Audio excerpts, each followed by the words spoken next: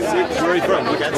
We are doing this for the TLVFest, for the crowd of the TLVFest, because there are so many people in Tel Aviv who actually don't speak Hebrew yet properly, and we want them to know about your film as well. Okay, so it's a film about I'm trying to explore the middle-aged, middle-class gay couple in the middle of their life, and how a series of events affects them, affects their life, and what happens.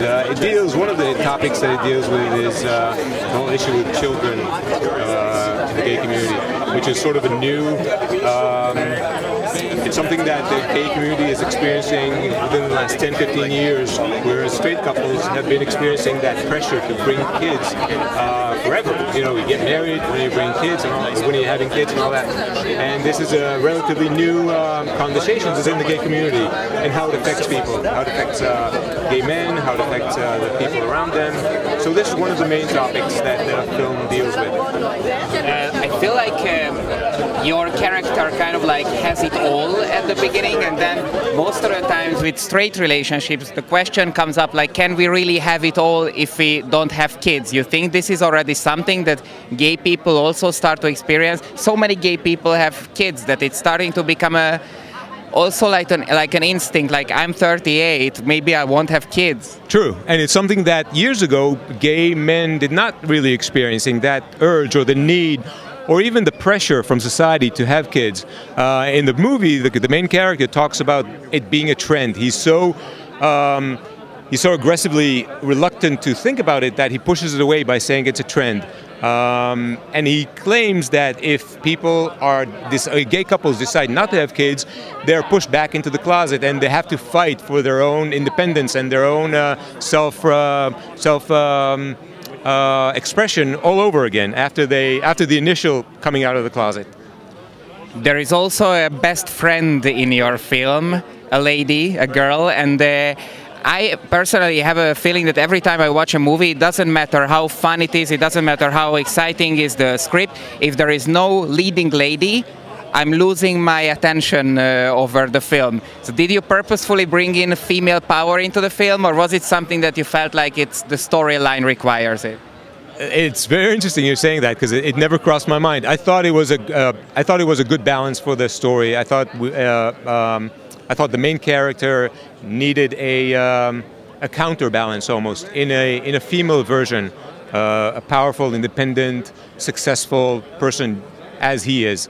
I didn't cast her because not to fulfill a formula. Oh, I need a strong female character, just because otherwise. Just because there are strong females all around us. Absolutely, yes, absolutely. I celebrate the fact that there are strong female characters around us. I think we benefit from it. Definitely, and in the same time there is some pressure brewing between the three of them, and we do experience this quite often in our personal lives, you know, like a couple, one of them doesn't like the best friend of the other, or the best friend feels neglected since the BFF is in a new relationship. So does the movie give sort of a solution for this, or it's exploring the misery behind it? Well, there's no real pressure, there's no tension between the boyfriend and the best friend. The boyfriend came into the relationship knowing that the main character has this best friend in his life. This best friend, she fulfills a lot of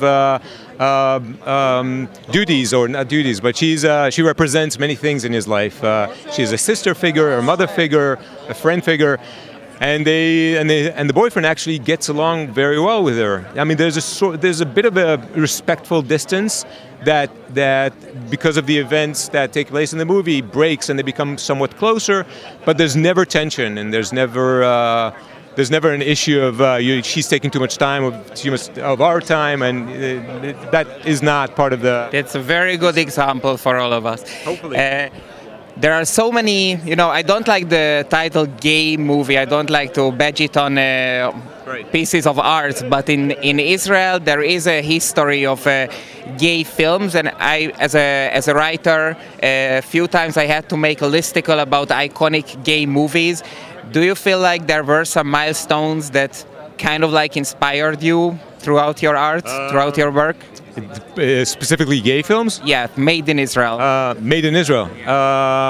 Well, Yossi and Jagger is like all of us as inspiration. Right, exactly. And I was very lucky to be a student of Amos Goodman, who was a legendary Israeli film director who was groundbreaking as far as gay cinema. So his films are obviously a huge milestone. And they're young directors. Omer Tobi is an amazing director who writes and creates stories that are very current of a younger generation. And more voices. The more voices there are, the better. I think gay culture in Israel thrives, and it needs to thrive more. It needs to get all the attention, all the money, and all the support it can get. I think there are amazingly talented people here that need, and there are amazing stories to be told. And how does it feel for you, all the attention? You are basically like on a red carpet, it's TLVFest, your movie is getting a lot of attention, everybody is speaking about it. Are you enjoying it? Are you shy about it? I'm a little overwhelmed. I'm learning to enjoy it. It's fun. I think the cause is more important than anything else, so I kind of go along with the ride. It's fun. Thank you so much, so do have fun. Thank you, Christoph. Nice meeting you. All right, thanks.